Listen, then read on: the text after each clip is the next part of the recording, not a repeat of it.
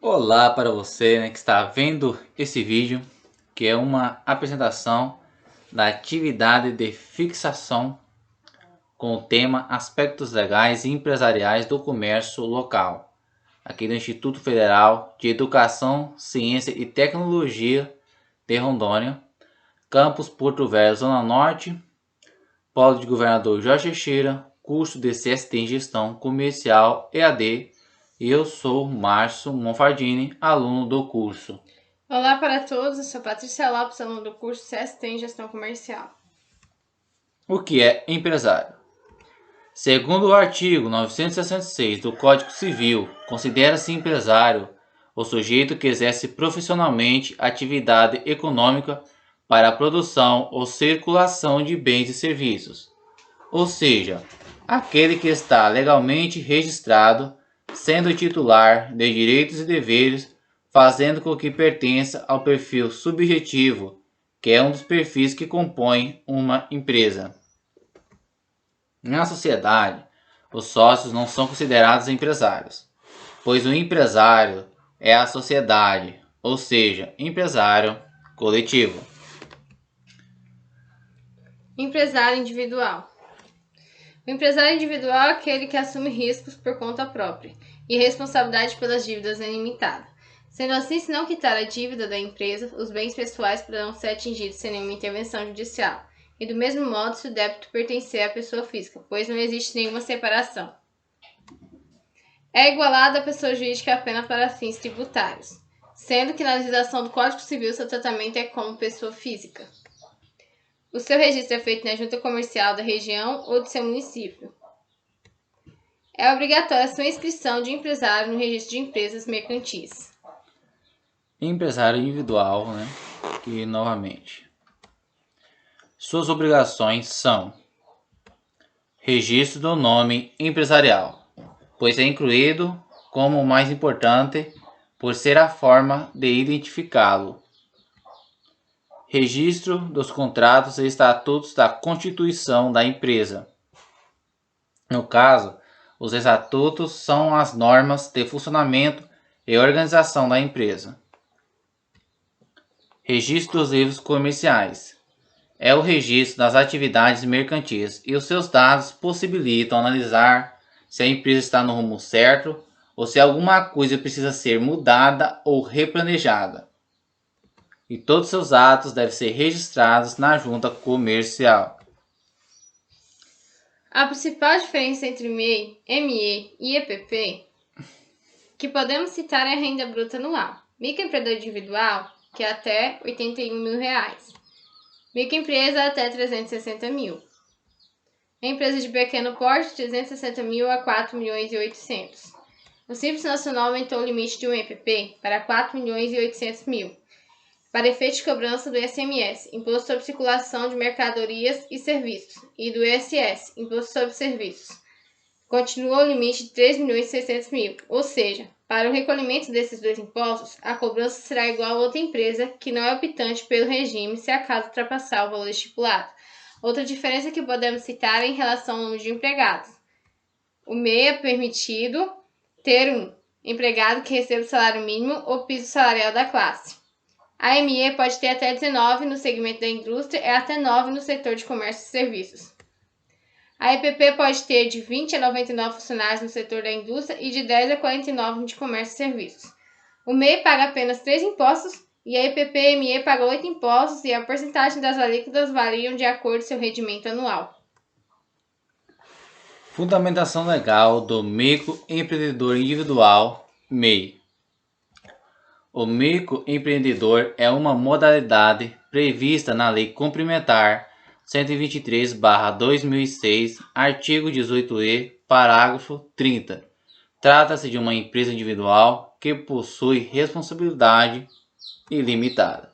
O seu cadastro é feito de forma rápida e simplificada no site do Sebrae, podendo começar a trabalhar imediatamente após o seu registro. A sua receita bruta anual é de até R$ 81 mil. Se chegar a ultrapassar o limite estipulado e for menor que 20% de R$ 81 mil, deverá pagar o DAS, Documento de Arrecadação do Simples Nacional, na condição de MEI até o final do ano, e um DAS complementar pelo excesso de faturamento. O seu regime tributário é o Simples Nacional. O MEI paga apenas 3 impostos que têm valores definidos, variando de acordo com o setor do mercado. Comércio ou indústria, R$ 56, 55 de INSS, mais R$ 1 de ICMS. Prestação de serviços é R$ 60, 55 de INSS, mais 5 de ISS.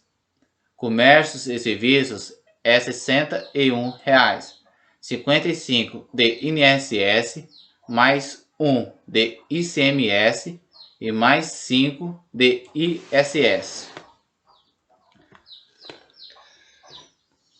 Continuando, o MEI não é autorizado a ter sócios e nem ser sócio de outra empresa. Poderá possuir apenas um estabelecimento e um empregado. A atividade exercida deve estar inclusa no Comitê Gestor do Simples Nacional. É dispensado o pagamento de taxas relativas à inscrição, licenciamento ou baixa de seu negócio, contribuição sindical, de regulamentação, anotação de responsabilidade técnica, de vistoria e fiscalização do exercício de profissões. Se mudar de pessoa física para pessoa jurídica, a cobrança dos impostos será mudada de imediato, pois a sua condição de MEI deixará de existir.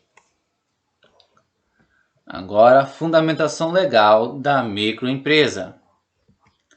A Constituição de 1988, em seu artigo 178, e a Lei Complementar 123/2006, garante que as MEs e EPPs tenham tratamento diferenciado no âmbito jurídico, para incentivá-las através da diminuição de obrigações, o que favorece a criação das mesmas e, posteriormente, o fomento da economia brasileira nos estados e municípios. A ME deve estar devidamente registrada no órgão regulador. A sua renda bruta anual deve ser de até R$ 360 mil. O seu processo de abertura é simplificado. O seu enquadramento tributário é o Simples Nacional. O desenquadramento automático ocorre se uma ME tiver o faturamento anual acima do limite permitido, passando a ser uma EPP. Do mesmo modo, a EPP poderá passar a ser ME ou ser enquadrada como empresa de médio porte. Fundamentação legal da empresa de pequeno porte. É regulamentada pela Lei 126/2006. O seu faturamento anual deve ser de 360 mil a 4.800.000. Ao seu nome deve ser acrescentado EPP como forma de identificação.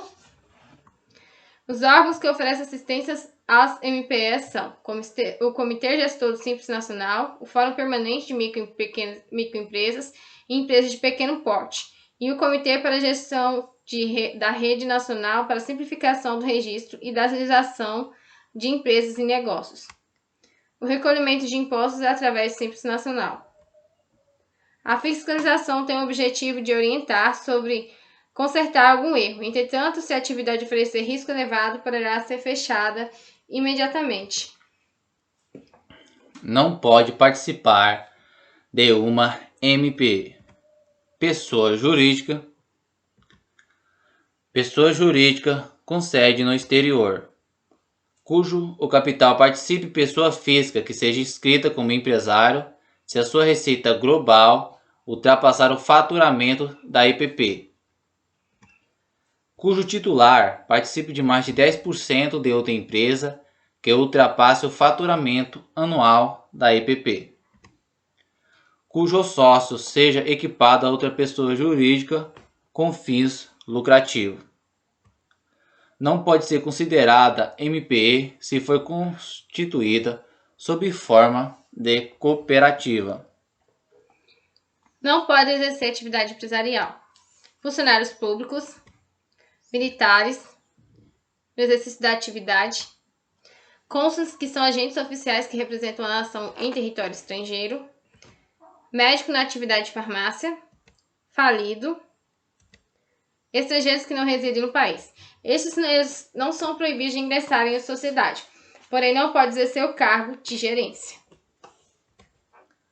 Se você fosse abrir um negócio, qual seria uma possibilidade interessante mediante suas observações do comércio local, né? Então, de acordo com as minhas observações, né, um enquadramento, né, interessante seria, vamos dizer que o do MEI, né?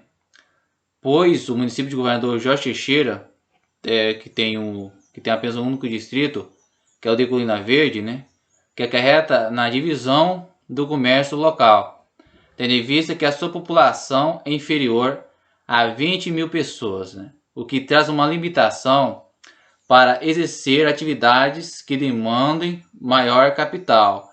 Então vamos dizer que a opção mais segura de início seria a do MEI. E no caso da EPP, a lei lá é 123/2006, que são a que regula EPP, ME e MEI. Fim. E um até logo. E obrigado por assistir este vídeo conosco.